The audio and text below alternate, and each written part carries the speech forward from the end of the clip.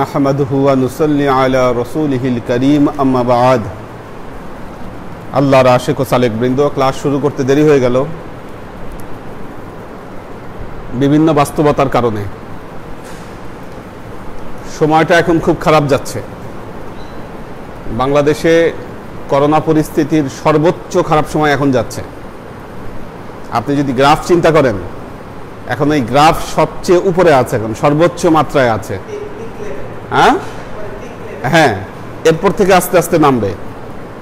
এই অবস্থা থাকবে ধরেন 2-3 সপ্তাহ থাকতে পারে, এবং এরপর পরিস্থিতি হয়তো আস্তে আস্তে স্বাভাবিক হবে। কারণ এর আগে বলেছিলাম যে এখন শুনছেন অমুকের জ্বর আসছে, কাশি আসছে, অমুকে আক্রান্ত হচ্ছে, কয়েকদিন পরে এরকম শুনতে হবে ও মিসিং হচ্ছে, সে মিসিং হচ্ছে। এখন এই অবস্থাটা চলে আসছে, এক একজন মিসিং হয়ে যাচ্ছে। কাজেই খুব সতর্ক থাকতে হবে, সাবধানে থাকতে হবে। কেউ রোগের কথা গোপন করবেন না।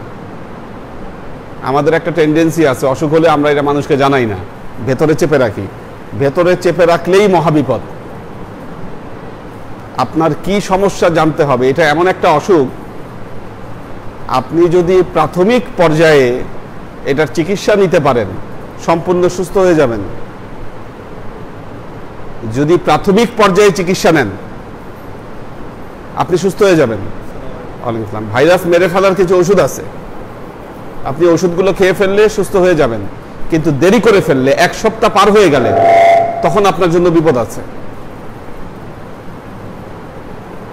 তো সেজন্য অবশ্যই সতর্ক থাকবেন। নিজের মধ্যে যে কোনো অসুস্থতা দেখা দিলে, না হলে একসময় বিপদগ্রস্ত হতে হবে। আল্লাহ সবাইকে মাফ করুন, আল্লাহ সবাইকে সুস্থ রাখুন, এই দোয়া করছি। আমাদের আজকের আলোচনার বিষয়ে ইলম অর্জনের ফজিলত। ইলম,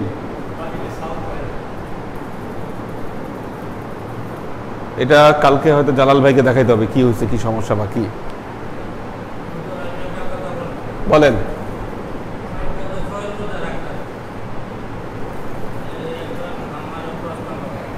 হ্যাঁ হ্যাঁ, আচ্ছা, হ্যাঁ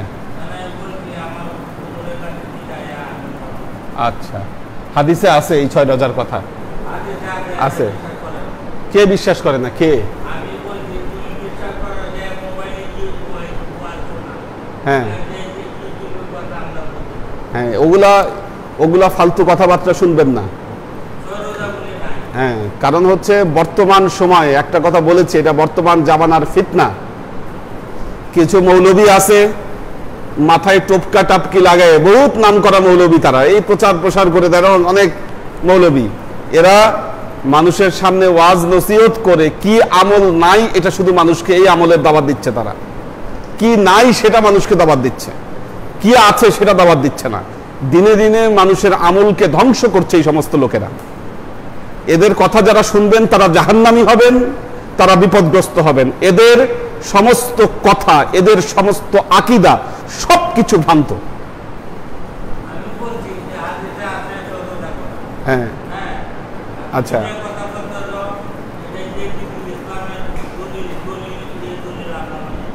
আচ্ছা,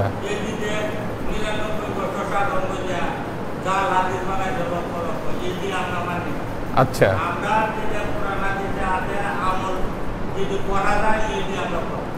জি। তো এটা আমাদের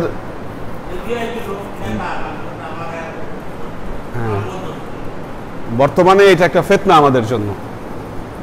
শবে বরাত নাই, মোনাজাত নাই, মিলাদ নাই, 6 রোজা নাই। আস্তে আস্তে এগুলা উঠাই দিয়ে পরে বলবে নামাজি নাই। বুঝছেন? সামনের দিনে দেখবেন এগুলা।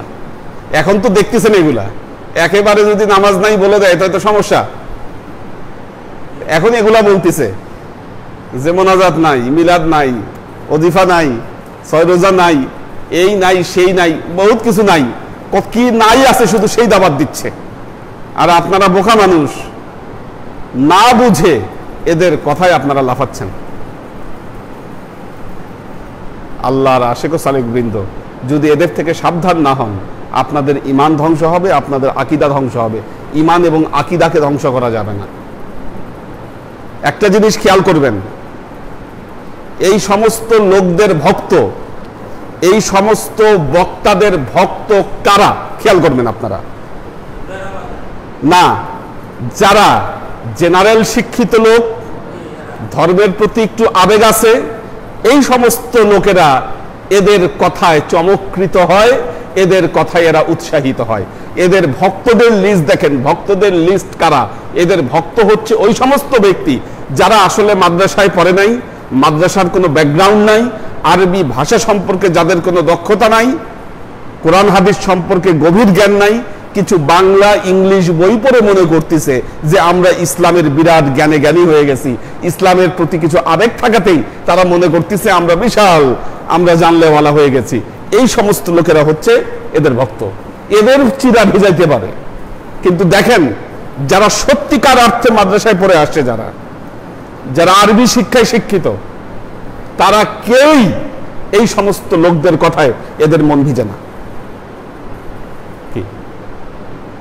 তবলিগ জামাতের ভক্ত কারা দেখেন আপনি, এদের ভক্তের লেভেলটা দেখেন কারা। মাদ্রাসায় পড়ার লোক, হক্কানি আলেম খুব কম আছে এদের সাথে। ঠিক তেমনি এই যে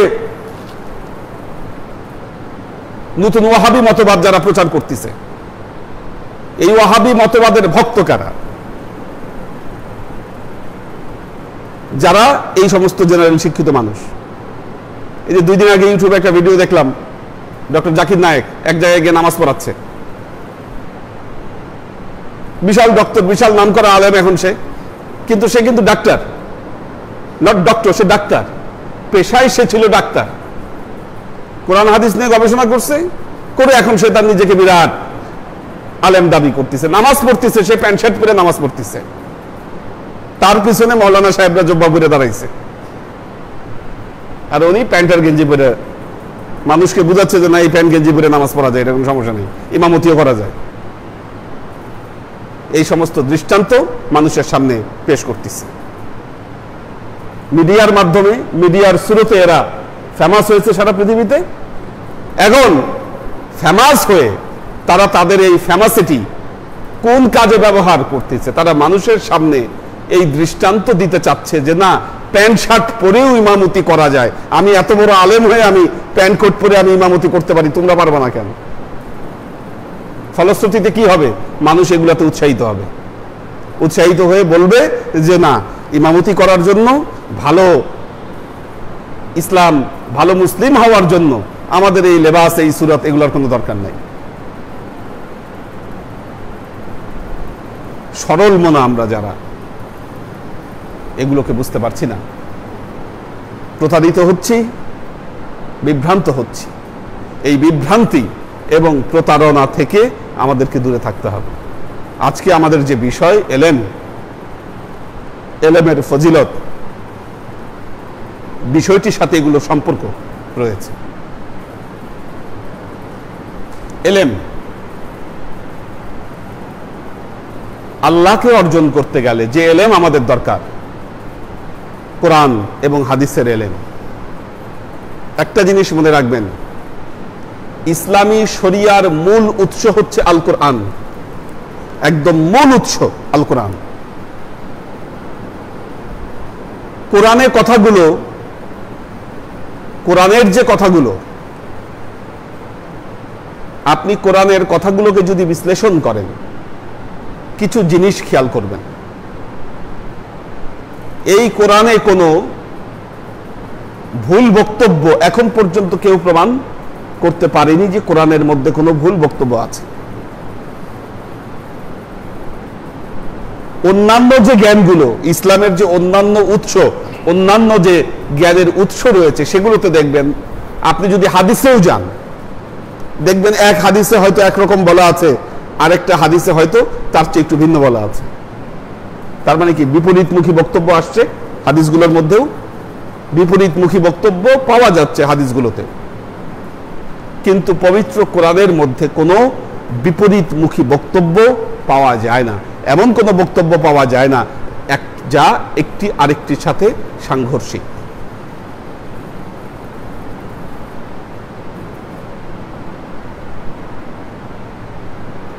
সুতরাং জ্ঞানের উৎস হিসাবে আমাদেরকে সেই কথাগুলোকে গ্রহণ করতে হবে যা কোরআনের সাথে সাংঘর্ষিক নয়।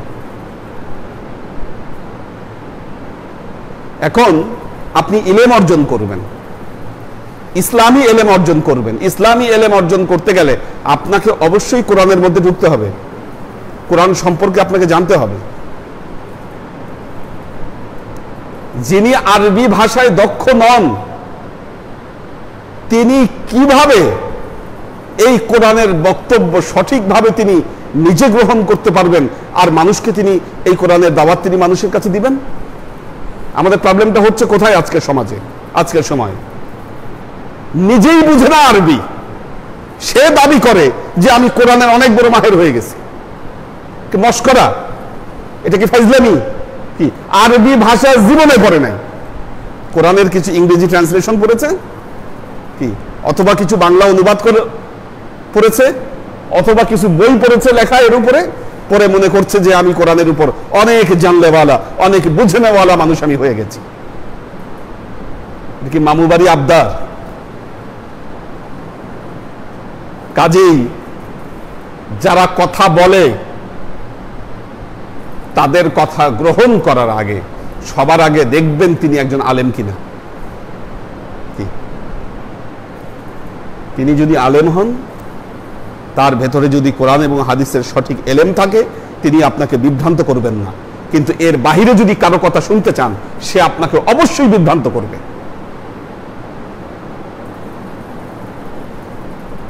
কোন রেওয়াজের উপরে আমরা চলছি আজকের দিনে?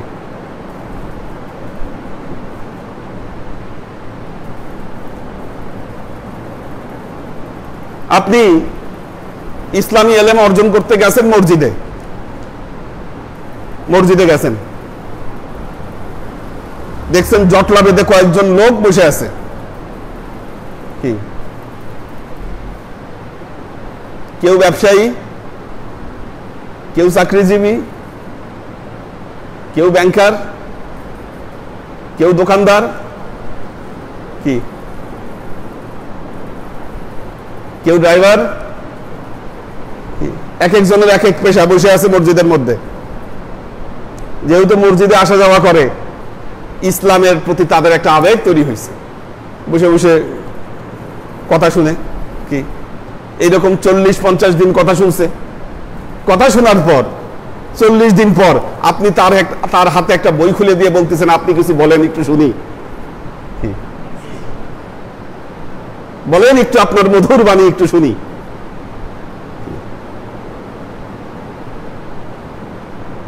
দুনিয়ার যত জ্ঞানে আপনি জ্ঞানী হন, দুনিয়ার বহু জ্ঞানে আপনি জ্ঞানী, আপনি ডক্টর, আপনি ইঞ্জিনিয়ার, আপনার বহু টাইটেল থাকতে পারে, কোরআন হাদিসের ব্যাপারে আপনি মূর্খ। কি ওই সময় যদি আপনি এর উপরে কোনো বক্তব্য দিতে যান, এটা হবে আপনার জন্য মূর্খতা।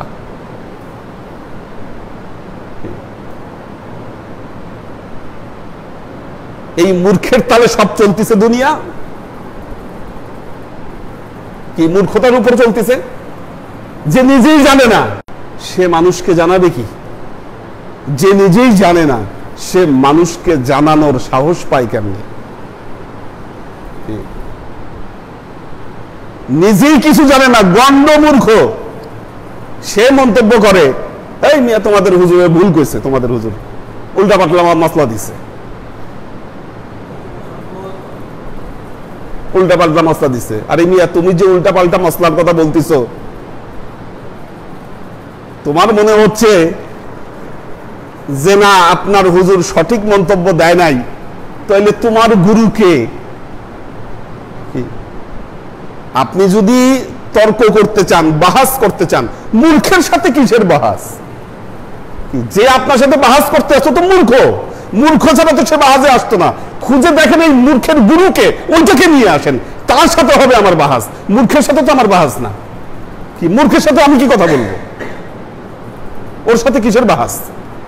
ওর গুরুকে, ওর ওস্তাদকে, কোন ওস্তাদ বলছে সেটাকে নিয়ে আসেন, তোমার ওস্তাদের সাথে আমার কথা।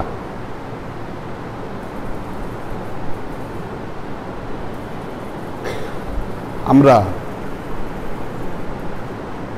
মূর্খের কি ইমাম যদি মূর্খ হয়, সে তার অনুসারীদেরকে বিভ্রান্ত করবে, এটাই স্বাভাবিক। আল্লাহর আশিক ও সালেক বৃন্দ, এই জন্য আমাদেরকে এলেম অর্জন করতে হবে।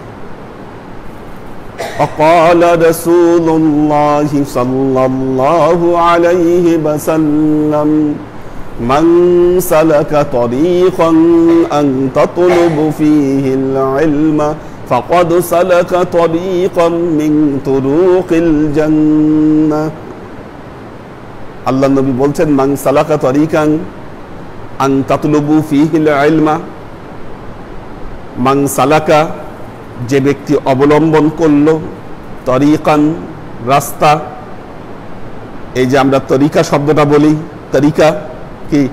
এই তরিকা শব্দ এটা আমাদের বানানো শব্দ না, এটা আল্লাহর নবীর হাদিসে এসেছে সরাসরি, এটা মুসলিম শরীফের হাদিস।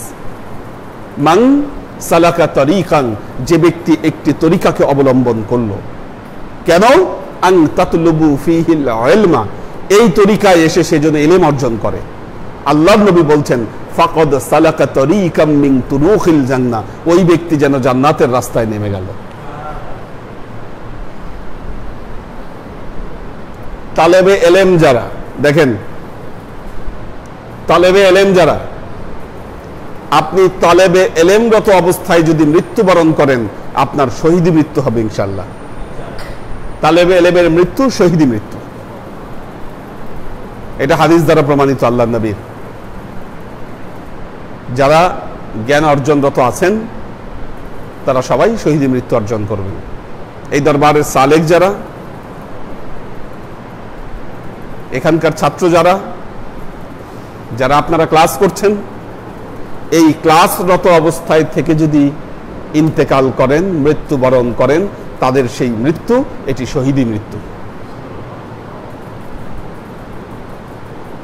وَإِنَّ الْمَلَائِكَةَ لَتَضَعُ أَجْنِحَتَهَا رِزْقًا لِلطَّالِبِ الْعِلْمِ। আল্লাহর নবী বলছেন, একজন তলেবে এলেম যখন এলেম অর্জনের পথে হাঁটে, আল্লাহর নূরের ফেরেশতারা তাদের পায়ের নিচে নূরের পাখা বিছায় দেয়। ফেরেশতারা তাদের পায়ের নিচে নূরের পাখা বিছায় দেয়।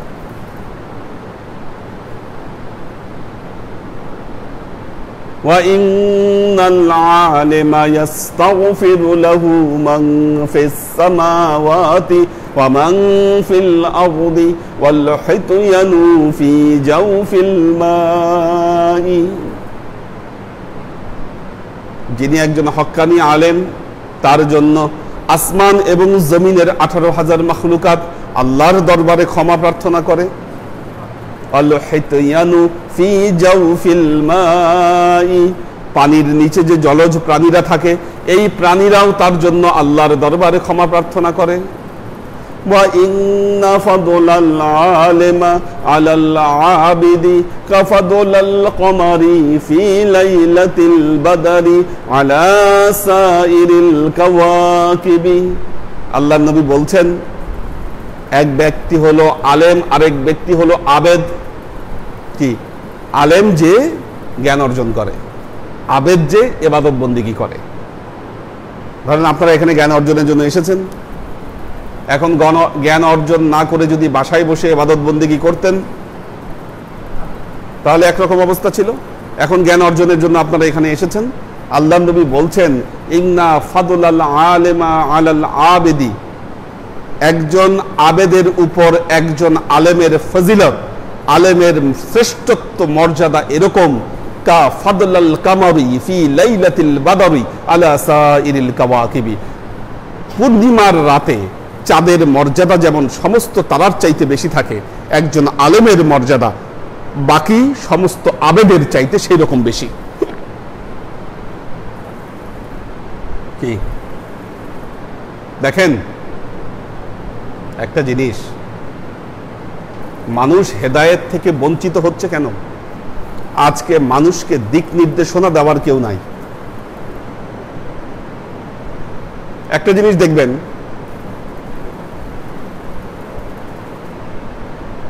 এই যে বিভিন্ন টেলিভিশনে যে জিজ্ঞাসামূলক অনুষ্ঠানগুলো হয়, ধরেন একটা মাসলা জিজ্ঞাসা করলো, মাসলা জিজ্ঞাসা করলে যিনি মাসলা বলছেন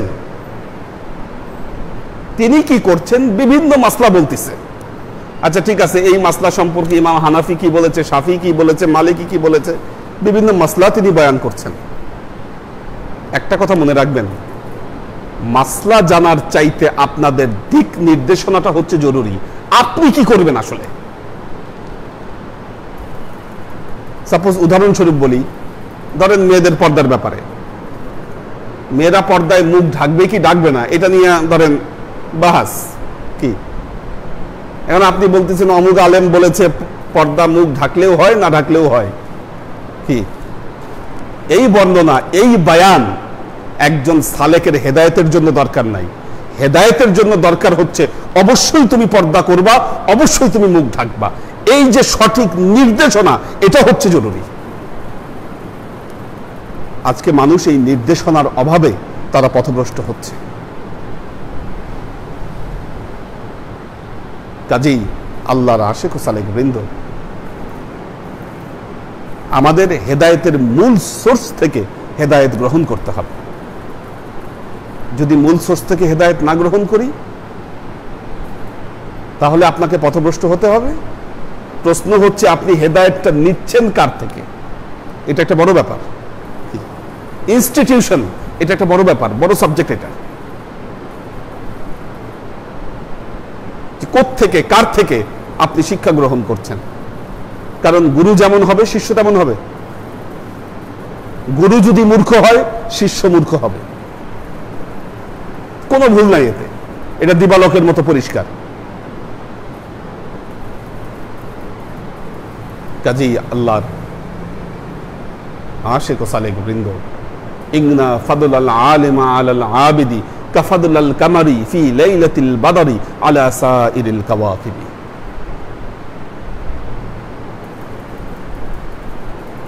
এরপর আল্লাহ নবী বললেন, ইন্নাল আম্বিয়া লা ইয়ারিসুনা দিনারান আও দিরহামান ওয়ালাকিন ইয়ারিসুনাল ইলমা ফামান আখাযাহু ফাআখাযা হাজ্জিন ওয়াফিরিন। আল্লাহর নবী বললেন, আমি আমার পৈতৃক সম্পত্তি হিসাবে কোনো দিরহাম রেখে যাচ্ছি না, কোনো দিনার রেখে যাচ্ছি না। ওয়ালাকিন ইয়ারিসুনাল ইলমা। দেখেন আল্লাহর নবী কি বলেছেন, আমি আমার পৈতৃক সম্পত্তি হিসাবে আমার এলেম রেখে যাচ্ছি। খুব গুরুত্বপূর্ণ কথা, এটা মনে রাখবেন, খুবই গুরুত্বপূর্ণ কথা। আল্লাহর নবী বললেন, আমি আমার পৈতৃক সম্পত্তি হিসাবে কোনো টাকা পয়সা রেখে যাচ্ছি না, দিনার দিরহাম রেখে যাচ্ছি না। আমি আমার পৈতৃক সম্পত্তি হিসাবে আমার এলেম আমি রেখে যাচ্ছি। ফামান আখাযাহু, যে ব্যক্তি এটাকে ধরতে পারলো, এটাকে গ্রহণ করতে পারলো, ফাআখাযা হাজ্জিন ওয়াফিরিন, সে ব্যক্তি অত্যন্ত গুরুত্বপূর্ণ একটা জিনিস লাভ করতে পারলো। ব্যাপারটা বুঝতে পারছেন? আচ্ছা, এখন এলমে শরীয়ত এবং এলমে মারেফত নিয়ে মানুষের মধ্যে যে একটা বিভেদ, কেউ বলতেছে শরীয়ত দরকার, মারেফত বলতে কিচ্ছু নাই। কিছু আলেম আছে, এই যে আপনি যে শ্রেণী আলেমদের বলেন, এরা বলতেছে মারেফত বলতে কিছু নাই। আচ্ছা, এখন কি আপনি বলবেন আল্লাহর নবী শুধু শরীয়তের জ্ঞানেই জ্ঞানী ছিল, মারেফতের জ্ঞান আল্লাহর নবীর ছিল না? নাউজুবিল্লাহ। কি বলতে পারবেন এটা? আপনি মানুষ জিকির করলে, মানুষ ধ্যান করলে আপনি টিটকারি মারেন। কি আল্লাহর নবী কি খালি জীবনে নামাজই পড়ছেন? না হেরাই গুহায় বসে আল্লাহর নবী ধ্যানমগ্ন অবস্থায় ছিলেন? কি আপনি এত হাদিসের মাসলা নিয়ে মারামারি করতেছেন, হাত মাইসে নামাজে এখানে বাঁধবে না এখানে বাঁধবে, আমি জোরে বলবে না আস্তে বলবে, এগুলা নিয়ে আপনি মারামারি করতেছেন। আপনি কি একদিনও বলতে পারেন আল্লাহর নবী হেরা গুহায় ওইখানে ধ্যানমগ্ন অবস্থায় তিনি কি আমল করেছিলেন?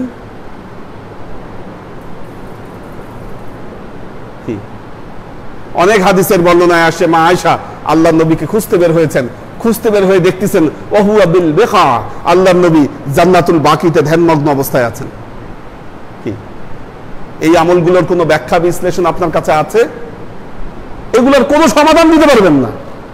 আপনি পারবেন কি মানুষের মধ্যে ক্লিক বাদাইতে? এখন যেটা হচ্ছে আসলে আলেমরা যে কাজ করছে, ক্লিক বাজাচ্ছে। কি কেউ যদি এই লাইনে চলে মসলা দিচ্ছে তার বিপরীত লাইনে, ও এক কথা বলতেছে আরেকজন আরেক কথা বলতেছে, যার ফলে কি হচ্ছে সমাজে বিভেদ আমাদের বৃদ্ধি পাচ্ছে। আল্লাহর নবী বলেছে যে আমার এলেমকে গ্রহণ করলো সে অত্যন্ত গুরুত্বপূর্ণ একটা জিনিস গ্রহণ করলো, এটাই সবচেয়ে গুরুত্বপূর্ণ। কাজেই আল্লাহর নবীর এই এলেমের অংশীদার হতে গেলে শরীয়ত এবং মারেফত উভয় প্রকার জ্ঞানই আপনাকে অর্জন করতে হবে। এই উভয় প্রকার জ্ঞান আপনাকে অর্জন করলে আপনি গুরুত্বপূর্ণ একটি অংশের অংশীদার হতে পারলেন, সেটাকে আপনি হাসিল করতে পারলেন। এবং আল্লাহর নবী এই জন্য বললেন ইন্নাল উলামা ওয়ারাসাতুল আম্বিয়া, আমি মুহাম্মদ মুস্তাফা সাল্লাল্লাহু আলাইহি ওয়াসাল্লাম বলে যাচ্ছি, ইন্নাল উলামা যারা হক্কানি আলেম, ওয়ারাসাতুল আম্বিয়া তারা আমি নবীর ওয়ারেস। যারা এই এলেমকে অর্জন করতে পারলো তারা নবীর ওয়ারেস, আমি বলে যাচ্ছি। কি এখন দেখেন, এই জন্য মনে রাখবেন সবার কাছ থেকে জ্ঞান অর্জন করতে হয় না। কি ওয়ারাসাতুল আম্বিয়া কিনা এটা দেখতে হবে, নবীর সাথে তার রুহানি সম্পর্ক আছে কিনা এটা দেখতে হবে, না হলে তার এলেম দ্বারা আপনি বিভ্রান্ত হবেন, হেদায়েত জীবনে পাবেন না। এই জীবন থেকে আমল যা করতেন সব বাদ দিয়া, কি সব বাদ দিয়া এমন আমল জীবনে প্রতিষ্ঠা করবেন আপনি বিভ্রান্ত হবেন। সে ওয়ারাসাতুল আম্বিয়া কিনা, যত জ্ঞানে জ্ঞানী হোক, যদি দ্বীনি এলেম কারো কাছ থেকে অর্জন করতে হয় অবশ্যই দেখতে হবে তিনি ওয়ারাসাতুল আম্বিয়া কিনা, নবীর সাথে তিনি সিলসিলাগত দিক থেকে যুক্ত আছেন কিনা, না হলে আপনাকে সে বিভ্রান্ত করবে।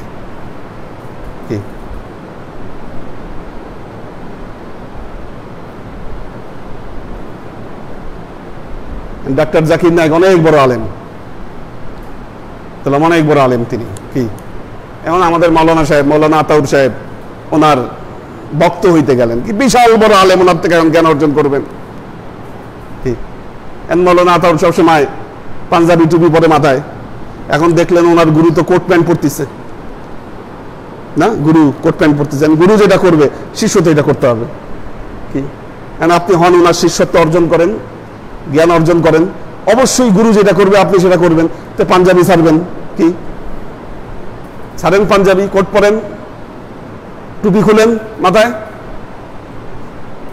টুপি খুলেন। ওনাদের মশলায় টুপি ছাড়াও নামাজ পড়া যাবে, হ্যাঁ পড়া যাবে, ঠিক আছে, মশলায় ওইটাও ঠিকই পড়া যাবে, ঠিক আছে। কি আপনার আমলের উন্নতি হবে না অবনতি হবে, দিস ইজ দ্য কোশ্চেন। তার মানে কি হেদায়েত আপনার জীবনে আপনি অর্জন করতে পারছেন না দিনে দিনে হেদায়েত থেকে আপনি বিমুখ হচ্ছেন, দিস ইজ দ্য কোশ্চেন। এই জন্য খালি আলেম হলে হবে না, সে আসলেই ওয়ারাসাতুল আম্বিয়া কিনা এই জিনিসটা দেখতে হবে।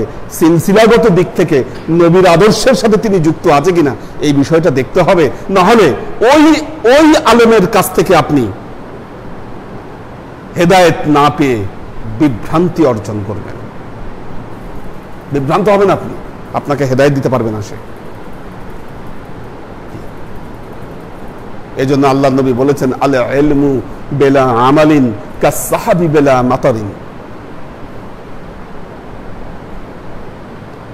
এলেম ছাড়া, আমল ছাড়া এলেম ওই মেঘের মতো যেই মেঘে কোনো বৃষ্টি হয় না। হ্যাঁ, সে আলেম নয়, এটাই হচ্ছে মেন ব্যাপার। আমাদেরকে যদি হেদায়েত অর্জন করতে হয় অবশ্যই ওয়ারাসাতুল আম্বিয়া ওই ব্যক্তিকে হতে হবে।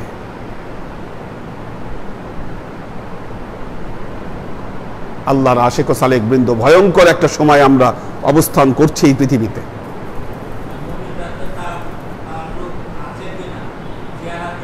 হ্যাঁ, সিলসিলা লাগবে, সিলসিলা লাগবে। একজন মানুষ চাইলেই আপনাকে বয়াত দিতে পারবে না, বয়াত এমনি দেওয়া যায় না। সিলসিলাগত ভাবে আল্লাহর নবীর সাথে যুক্ত না থাকলে কেউ কাউকে বয়াত দিতে পারে না। কালকে ইন্ডিয়ায় একটা প্রোগ্রাম হয়েছে বাংলাদেশ থেকে, ওরা এই সমস্ত প্রশ্ন করছে আমাকে, সব ওখানে বলছে এগুলো। আপনি পারবেন না? হ্যাঁ, না বয়াত পড়াবে কেমনে? পারবে না তো, পারবে না বয়াত পড়াতে। ওলায়েত অর্জন করতে, উনি যে বয়াত পড়াবেন কে দিছে তাকে এজাজত বয়াতের? ওনার এজাজত কার কাছ থেকে পাইছে? উনি এজাজত এত সস্তা, চাইলেই দিতে পারবে? এই বয়াত দেওয়ার জন্য এজাজত লাগবে, যে এজাজত মুহাম্মদ মুস্তাফা সাল্লাল্লাহু আলাইহি ওয়াসাল্লাম পর্যন্ত পৌঁছেছে, এমন এজাজত লাগবে ওই ব্যক্তির। এত সস্তা।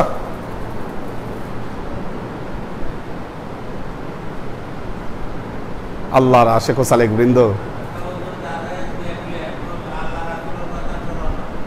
জি জি, আমাদের এই তাআল্লুক এটা দরকার নবী পর্যন্ত, নহলে সঠিক ইলম থেকে আমরা বঞ্চিত হব। وقال رسول الله صلى الله عليه وسلم تدارس العلم ساعة من الليل خير من أحياؤها। আল্লাহ নবী বলছেন তাদারুসুল ইলম, তাদারুসুল ইলম সাআতাম মিনাল লাইল, রাত্রিতে 1 ঘন্টা ইলম চর্চা করা, খায়রুম মিন আহইয়াউহা, সারা রাত জেগে ইবাদত বন্দেগী করার চাইতে সেটি উত্তম। রাতে 1 ঘন্টা খানেক ইবাদত বন্দেগী করা, এই তাদারুসুল ইলম, ইলম চর্চা করা, সারা রাত জেগে ইবাদত বন্দেগী করার চাইতে সেটি উত্তম। কাজী আল্লাহর আশিক ও সালেক বৃন্দ, আল্লাহ আমাদেরকে সঠিক ইলম অর্জন করবার তৌফিক দান করুন। দাও দেখি কারা আছে। ওই স্ট্যান্ড সহই দাও, স্ট্যান্ড সহই দাও, এখানে এনে রাখো, স্ট্যান্ডে লাগাই রাখো।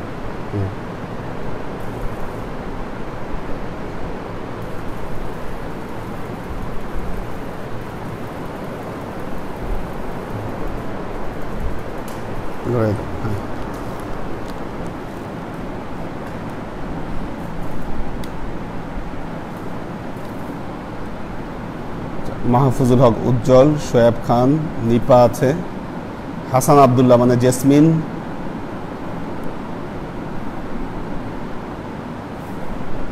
মোহাম্মদ শামসুস সাদিকিন, মাকসুদ আনাম, সাদিয়া আফরিন সালাম দিয়েছেন, কবির হোসেন, আমাদের ইব্রাহিম ভাই বলেছেন আসসালামু আলাইকুম, আসর নামাজের আগে সুন্নত নামাজ পড়ার বিষয়ে মহানবী সাল্লাল্লাহু আলাইহি ওয়াসাল্লাম কোনো তাকিদ দিয়েছেন কিনা? ইব্রাহিম ও তার পরিবার, হ্যাঁ আপনি পড়তে পারেন 2 অথবা 4, 2 অথবা 4, এটা সুন্নতে জায়েদা বলা হয়। এটা সুন্নতে জায়েদা বলা হয় যে বর্ণনা পাওয়া যায়, তাকিদ নয়, তাকিদ নয়, না তাকিদ নয়, তবে বর্ণনা পাওয়া যায়। একটা হলো বর্ণনা যে আল্লাহ নবীকে পড়তে দেখছেন, এটা হলো বর্ণনা যে আল্লাহ নবী পড়েছেন। তাকিদ আছে জোহরের আগে সুন্নতের ব্যাপারে। হযরত আবী হুরায়রা রাদিয়াল্লাহু তাআলা আনহু riwayate বর্ণিত হয়েছে যে আল্লাহ নবী আমাকে একটা নসিহত করছেন যে কখনো এই কাজগুলো ছাড়বা না। তার মধ্যে একটা হলো এই জোহরের আগে 2টো বর্ণনা এসেছে, একটা হচ্ছে হয় 2 রাকাত অথবা 4 রাকাত, কি কমপক্ষে 2 রাকাত, আর উত্তম হচ্ছে 4 রাকাত। হাদিসের বর্ণনায় আবী হুরায়রা রাদিয়াল্লাহু তাআলা হাদিসের বর্ণনায় এসেছে যে জোহরের আগে 4 রাকাত নামাজ এটা আমাকে ছাড়তে মানা করছেন আল্লাহ নবী। কাজেই এটা তাকিদ বলা যাবে না, কিন্তু বর্ণনা পাওয়া যায় আসরের আগে ইচ্ছা করলে আপনি পড়তে পারেন নামাজ। মাহফুজুল হক উজ্জ্বল, কবির হোসেন, সাজ্জাদ হোসেন সাগর, হুজুর একটা প্রশ্ন ছিল, বর্তমানে মহামারীর অবস্থায় আমরা দূর দূরান্ত থেকে কি একা জানাজা না, হ্যাঁ আপনারা গায়েবানা জানাজার নামাজ আদায় করতে পারবেন। আজকে যে আমরা এখানে জানাজা নামাজ পড়লাম, নাইমের জানাজা, বেচারা ইয়াং মানুষ মারা গেছে, হ্যাঁ 35 বছর মাত্র, আল্লাহ মাফ করুক। হ্যাঁ, খাবার নিয়ে আসছিল রমজানে, আমাদের ওই সবে কদরেও তো জেগেছিল। হ্যাঁ,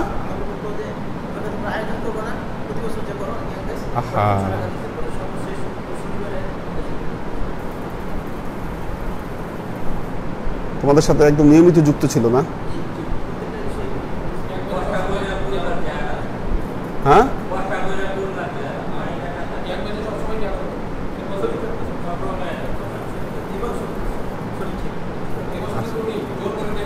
কিন্তু ইয়াংদের ইয়াতে তো মনে হয় ছিল না, গ্রুপে তো অ্যাড ছিল না ও। না না, এটা ভুল হয়েছে, কারণ গ্রুপে যদি অ্যাড থাকতো, আমাদের গ্রুপের যে সতর্কতামূলক যে বিষয়গুলো, এটা কিন্তু জানা থাকলে তার এই অবস্থাটা হতো না। কারণ তার সাথে অসুস্থ হয়েছে আরো 2-3 জন, তারা এখন সুস্থ আছে, একই সাথে একইভাবে সুস্থ আছে। এবং আপনাদেরকে আবারও বলছি, কারো মধ্যে কোনো সিমটম দেখা দিলে যে ওষুধগুলো দিয়েছি আপনারা সেগুলো শুরু করবেন। যুক্তি তর্ক পরে কোন ওষুধ খাইলে ক্ষতি হবে, কোন ওষুধ খাইলে ভালো হবে, বেঁচে থাকলে এটা বহুত বিচার করতে পারবেন, কোনটা থাকলে ভালো হবে, কোনটা থাকলে ক্ষতি হবে, বাঁচা দরকার। আজকে অবস্থা খারাপ হয়ে গেলে, আমাকে 2 দিন আগে মনে হয় জানাইছে মানিক জানাইলো যে ওর জ্বর কাশি, অক্সিজেন লেভেল মেপে দেখলে লেভেল 70 নিচে। এই অবস্থাটা হয়ে গেলে বাঁচানো কঠিন, এটা বাস্তব কথা। যেটা এই অবস্থায় চলে গেলে বাঁচানো কঠিন। যদি একদম আল্লাহর সির্ফ রহমত থাকে আপনার উপরে, তাহলে হয়তো বাঁচা যাবে, নাহলে কিন্তু বাঁচা কঠিন আছে। ঠিক আছে, কাজেই একটা বিষয় হচ্ছে যে ওই কোনো সমস্যা হলে আপনারা ওষুধ শুরু করে দিবেন। আর বিশেষ করে পালস অক্সিমিটার একটা মেশিন আছে, ওইটা হাতের মধ্যে ঢুকাইলেই আপনার পালস রেট দেখাবে আর অক্সিজেন লেভেল দেখাবে। পালস রেট এবং অক্সিজেন লেভেল এই দুটো দেখাবে। তো ওইটা কারো কাছে আছে কিনা জানি না, দরকার হলে দরবারে একটা তুলে কিনে রাখতে হবে আর কি, যাতে সবাই মাপতে পারে এটা, এই জিনিসটা। এটা অক্সিজেন লেভেলটা সবার মেপে দেখা দরকার। 90-র নিচে মানে আপনি সমস্যায় আছেন। কারণ এখন অনেক সময় কিন্তু মানুষের সিমটমস দেখা দেয় না। অক্সিজেন লেভেল 90-র নিচে থাকলেই আপনার চিন্তার বিষয়, আপনাকে অবশ্যই ট্রিটমেন্টে যেতে হবে, কোনো সিমটম থাকুক আর না থাকুক। যারা শুরুতেই মেডিসিন নেবেন তাদের কিচ্ছু হবে না ইনশাল্লাহ। বয়স যত বেশি হোক, যত প্রবলেমই থাকুক, আপনি শুরুতে ট্রিটমেন্টে চলে যান, আপনার কোনো প্রবলেম হবে না। আর আপনি যে চিন্তা করেন যে না অ্যান্টিবায়োটিক খাবো কিনা, আরে কত জ্বর হইলে কি, জ্বর হইলেই ওই ফার্মেসিতে ওষুধ আনতে গেলেই ওই অ্যাজিথ্রোমাইসিন দিয়ে দেয়। কত ওষুধ আপনি খেয়ে এরকম হজম করে ফেলছেন। কাজেই ওষুধে চলে যাবেন আপনারা। এবং দূর থেকে অবশ্যই গায়েবে না জানাজার নামাজ পড়া যাবে, সমস্যা নেই।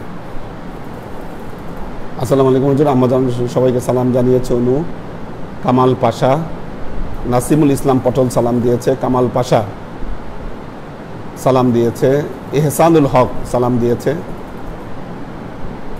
দোয়া চেয়েছে কামাল পাশা, সাজ্জাদ রহমান, ফেরদৌস ফয়সাল, পপি আরা জামান সুমি, সাজ্জাদ রহমান সালাম দিয়েছে সকল পীর ভাই বোনকে।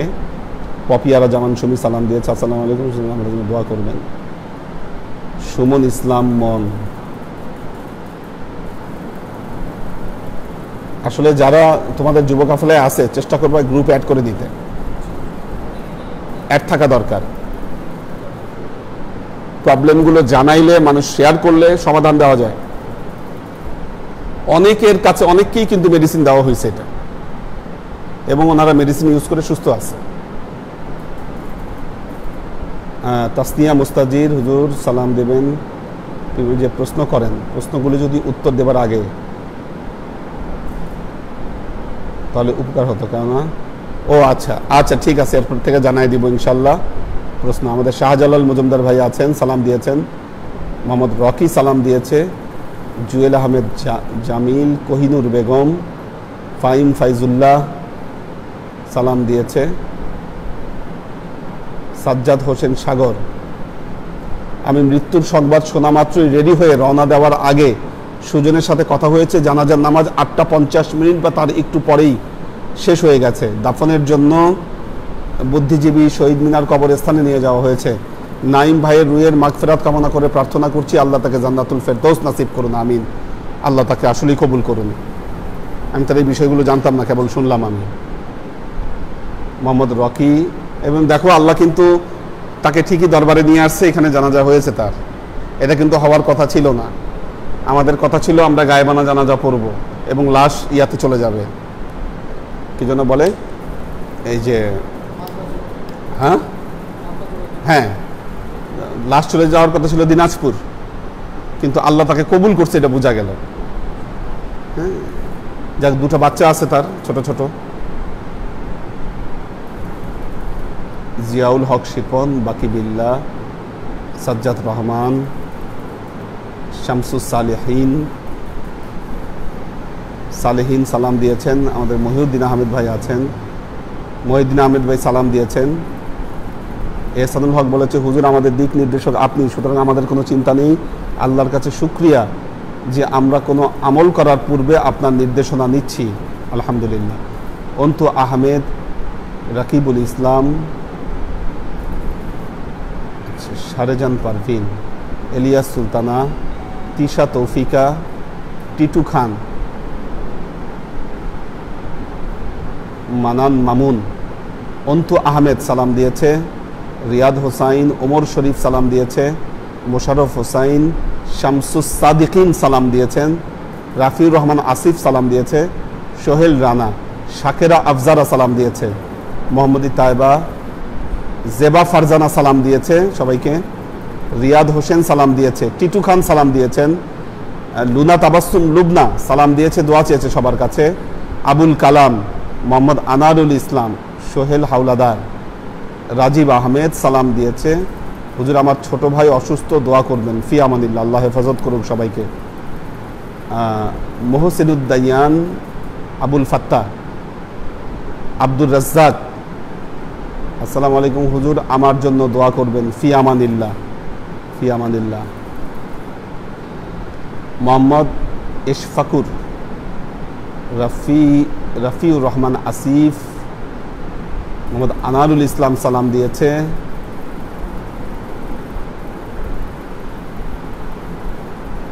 হুজুর আজকের ক্লাসের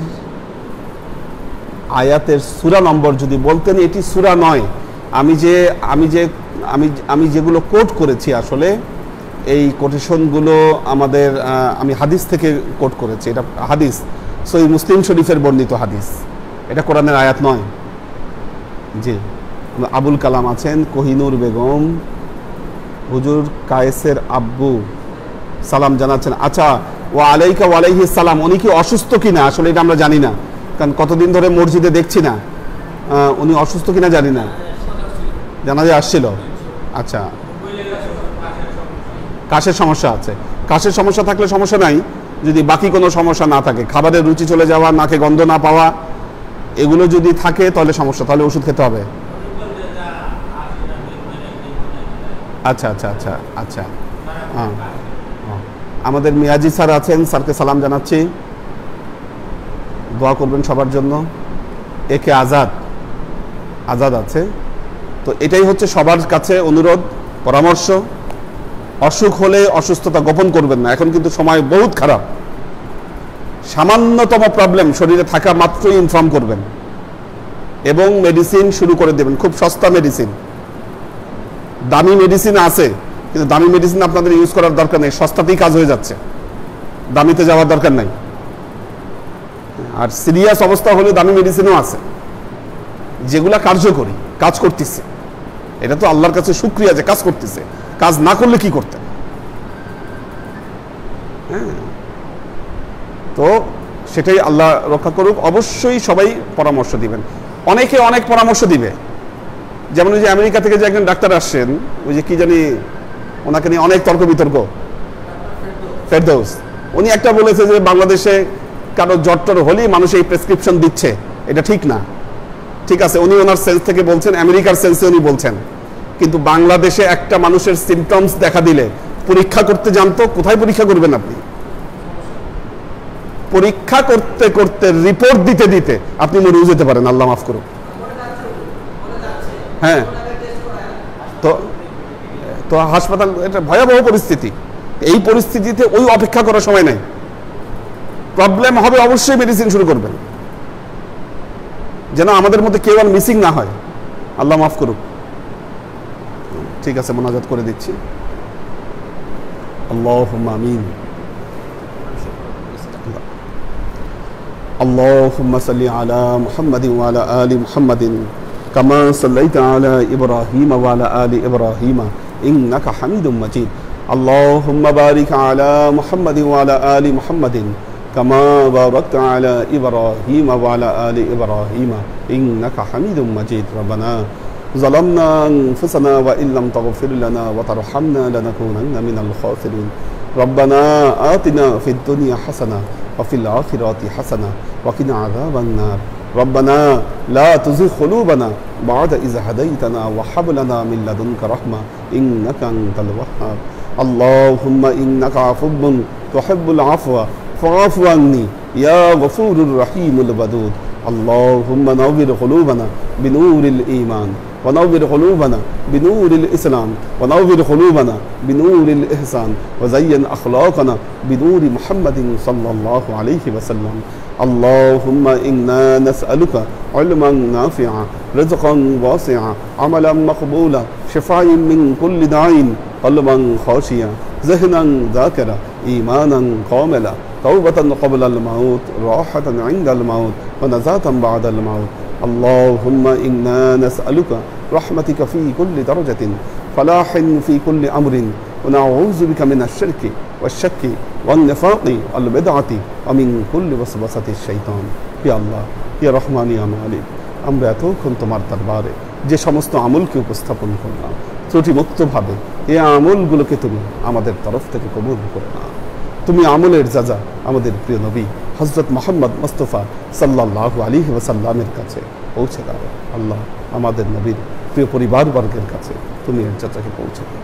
আল্লাহ আমার নবীর সাহাবায়ে কেরামের কাছে তুমি এর যাজাকে পৌঁছে দাও। এই দুনিয়ার সমস্ত আম্বিয়ায়ে কেরাম, সাহাবায়ে কেরাম, তাবেঈন, তাবেঈন, ওয়ালি আউলিয়া, গাউস, কুতুব, আমাদের মা বাবা, ভাই বোন, আত্মীয় স্বজন, এই দরবার থেকে যত পীর ভাই বোন চলে গেছে সবার রূহে আল্লাহ তুমি এর যাজাকে পৌঁছে দাও। তুমি তোমার হাবিবের ওসিলায় আমাদের সবাইকে কবুল ক্ষমা করে দাও। আমাদের জীবন থেকে সমস্ত অভাব অভিযোগ, বালা মুসিবত, দুঃখ কষ্ট, রোগ শোককে দূরীভূত করে দিয়ে দৃঢ় হস্তে তোমার দ্বীনের খিদমতের তৌফিক তুমি আমাদেরকে দান করো। আজীবন যেন তোমার হেদায়েতের পথে প্রতিষ্ঠিত থাকতে পারি সে তৌফিক তুমি আমাদেরকে দান করো।